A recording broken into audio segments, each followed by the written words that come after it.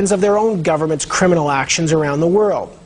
Now, Noam Chomsky is, of course, the MIT linguistics professor who famously popularized the concept of manufacturing consent. For years, he's written about how the West uses a propagandistic press to coerce its own citizens and how it uses covert forms of violence to maintain power around the world.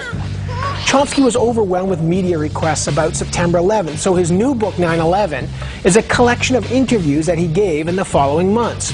Now, interestingly, 9/11 has been a bestseller despite the fact that it's had a total lack of publicity. I met Noam Chomsky in Cambridge to talk about the post-9/11 world and how things have changed since then. But I began by asking him to explain how the war in Afghanistan is an example of how the U.S. is, in his mind, a leading terrorist state. So on October 12th, I guess, a couple of days after the bombing started, Bush publicly announced to the Afghan people that we will continue to bomb you unless your leadership turns over to us people who we suspect of carrying out crimes, although we refuse to give you any evidence. Notice that that's a textbook illustration of international terrorism. 3 weeks later, by the end of October, the war aims had changed. Admiral Boyce, the British defense minister, he informed the Afghan population that we will continue to bomb you until you change your leadership. Well, that's an even more dramatic illustration of international terrorism. It had nothing to do with finding the criminals and bringing them to justice. If the United States is a leading terrorist state, if, as you say, Britain is another example of a terrorist state, how do you distinguish between that kind of what you describe as terrorism and what they are saying, Osama bin Laden, who's a terrorist? Make the distinction. It's very simple. If they do it, it's terrorism. If we do it, it's counterterrorism. That's a historical universal. Go back to Nazi propaganda, say. Most extreme mass murderers ever. If you look at Nazi propaganda, it's exactly what they said. They said they are defending the populations and the legitimate governments of Europe. Well, let's talk about in the Middle East, for example, where Sharon says, we are experiencing terrorist bombings, and therefore we have to have a big operation in the West Bank and root out terrorism. And people say, hey, you're violating human rights. Yeah, this is the 35th year of a harsh, brutal, and vicious occupation, supported unilaterally by the United States, constant terror and atrocities. Suppose Palestinians say, well, we're under terrorist attack for 35 years, therefore we have a right to carry out suicide bombings. Which is what they say. Do you accept this? Does anybody accept it? Nobody accepts it. All right, then how come everyone accepts the Israeli claim to be doing it, which is a much weaker claim? They are the military occupiers. Those who defend suicide bombing, and there are very few, don't have a leg to stand on.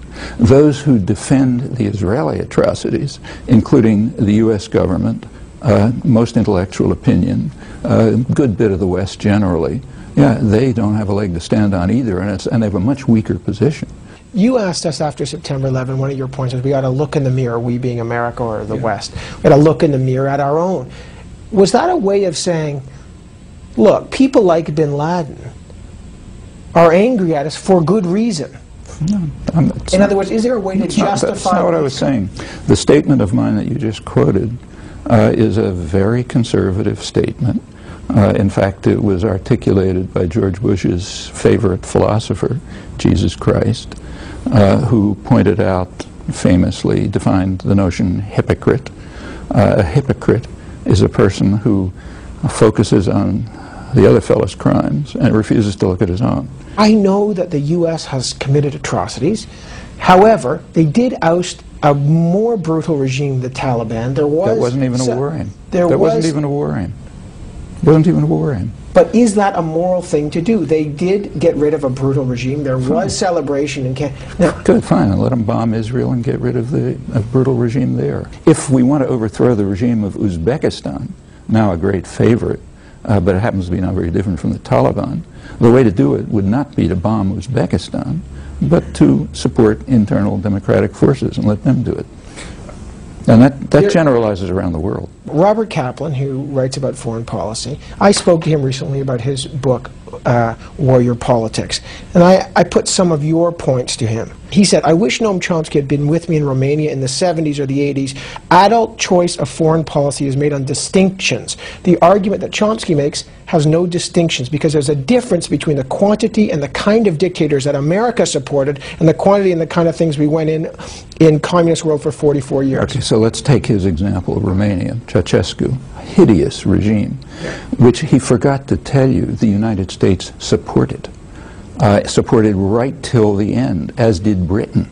So the example that he gave is a perfect example, and it's a small example, because we support much more brutal regimes. Does that disqualify the U.S. No, from it their doesn't. intervening in any other way?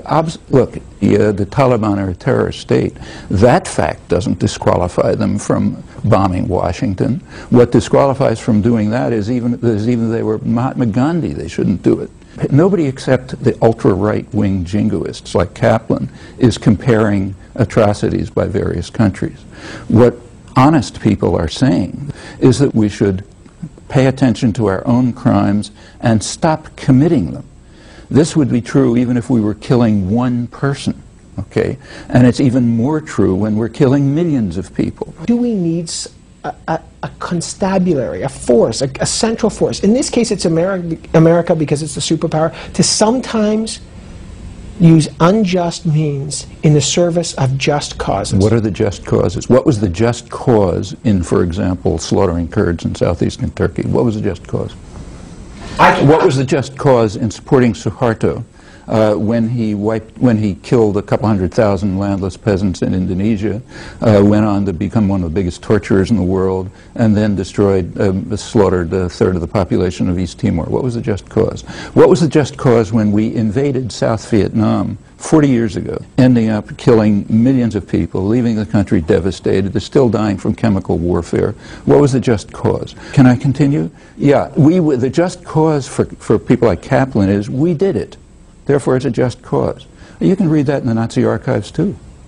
Of course, we've had Kaplan on, and there is a raging debate about the just cause of foreign policy. But when we come back, Noam Chomsky says that the U.S. not only blocked Mideast peace and has always done so, it actually escalates the violence. And who are the war criminals guilty? Bush, Clinton, Kennedy, Eisenhower, all of them. Come on back for more Noam Chomsky.